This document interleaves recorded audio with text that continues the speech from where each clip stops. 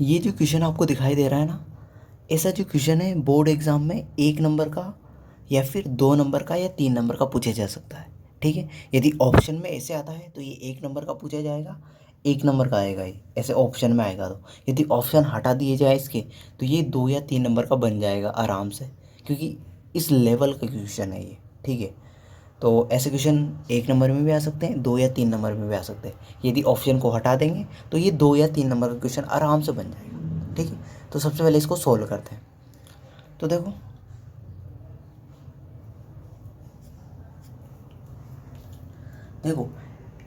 6 centimetre भुजा वाले एक वर्ग के अंतर्गत खींचे जा सकने वाले वृत्त का क्षेत्रफल ज्ञात करना है।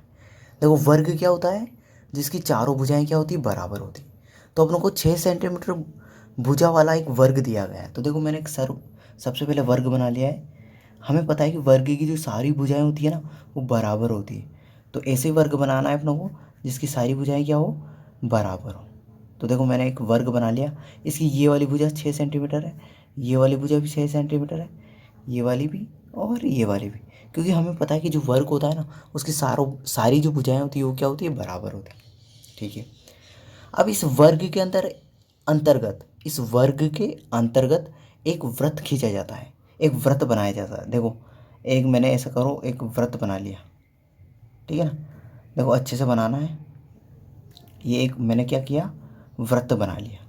ठीक है, ये एक मैंने क्या किया, व्रत बना लिया। ठीक है, अब इस व्रत का क्षेत्रफल निकालना है। अंदर जो व्रत बनाना इसका क्षेत्रफल निकालना है। अब मुझे बताओ ये यहाँ मान लो केंद्र है इसका, तो यहाँ से लेके यहाँ तक की पूरी लंबाई कितनी होगी। हमें पता है कि ये 6 सेंटीमीटर थी, ये पूरी 6 सेंटीमीटर होगी। और इसका आधा कर देंगे तो ये भी 3 हो जाएगी, और ये कितनी हो जाएगी, 3। मतलब ये पूरा क्या हो गया, अपना व्यास हो गया, व्रत का व्यास हो गया। तो त्रिज्या कितनी होगी अपनी, आधी। तो त्रिज्या हो जाएगी अपनी 3 सेंटीमीटर। यदि व्रत का व्यास 6 सेंटीमीटर है तो व्यास की आधी क्या होती है, त्रिज्या होती है। तो व्यास यदि 6 सेंटीमीटर तो त्रिज्या कितनी हो जाएगी, आधी, तो 3 सेंटीमीटर। तो अपनों को त्रिज्या का मान आ गया 3 सेंटीमीटर। त्रिज्या का मान कितना आ गया, 3 सेंटीमीटर। आर बराबर 3 सेंटीमीटर, रेडियस बोलते हैं ना, त्रिज्या को क्या बोलते हैं, रेडियस। अब हम जानते हैं कि यदि वृत्त में त्रिज्या पता चली जाती है तो उसका क्षेत्रफल निकालना तो आसान हो जाता है। तो वृत्त का क्षेत्रफल होता है, उसका सूत्र होता है वृत्त का क्षेत्रफल। इसका सूत्र होता है अपना पाई आर स्क्वायर। अब देखो यहाँ सब में पाई में दे रखा है आंसर, तो पाई को पाई ही रखेंगे ना।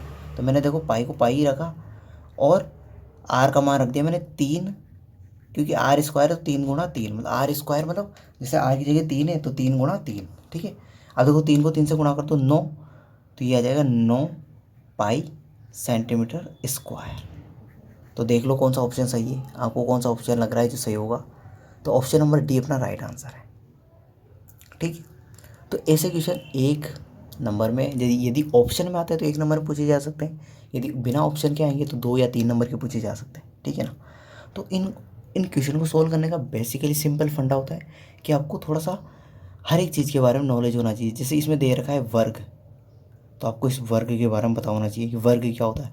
तो वर्ग हमें पता है कि वर्ग जो होता है उसकी चारों भुजाएं बराबर होती है। ठीक है, अब फिर उसके बारे में दे रखा व्रत, तो व्रत क्या होता है, गोल होता है। तो हमने जैसे जैसे बोला वर्ग के अंदर अंतर्गत मतलब अंदर एक व्रत बना दिया। व्रत क्या होता है, गोल होता है, और वर्ग जिसकी चारों भुजाएं बराबर होती है।